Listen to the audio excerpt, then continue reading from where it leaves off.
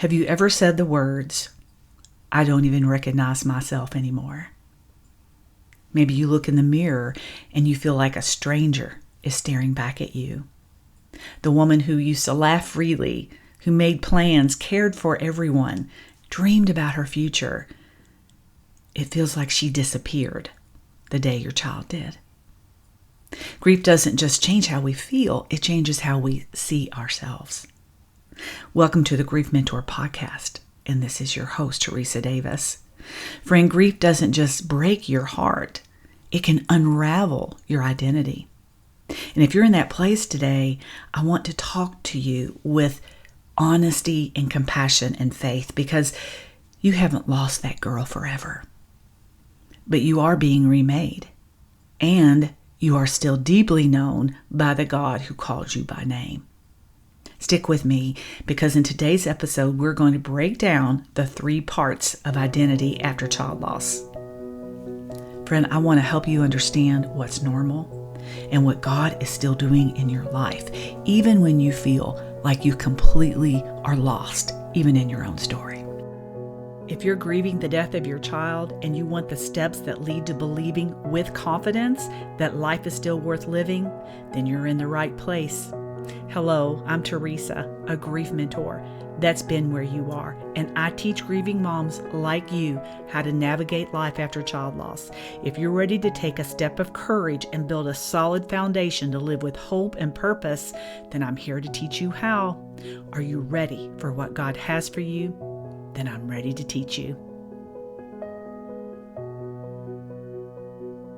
Okay, friends, what are we going to cover today? I'm going to help you see the 3 parts of your identity after child loss.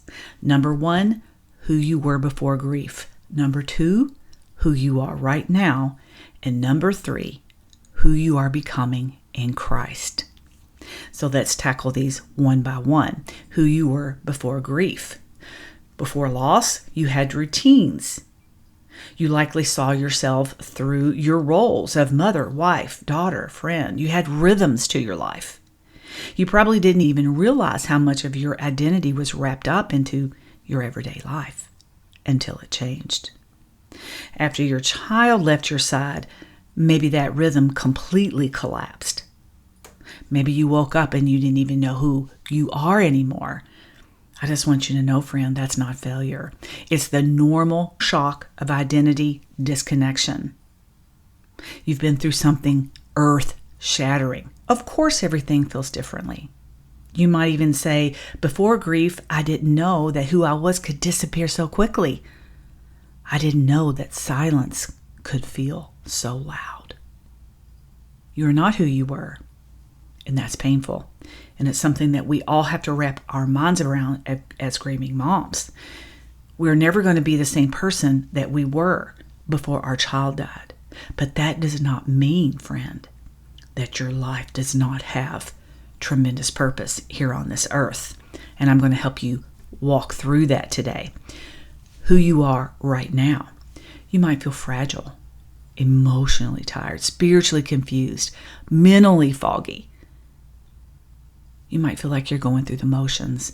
You might not even recognize your voice or your laughter anymore. And that's okay. That doesn't mean you're lost. It means you're surviving.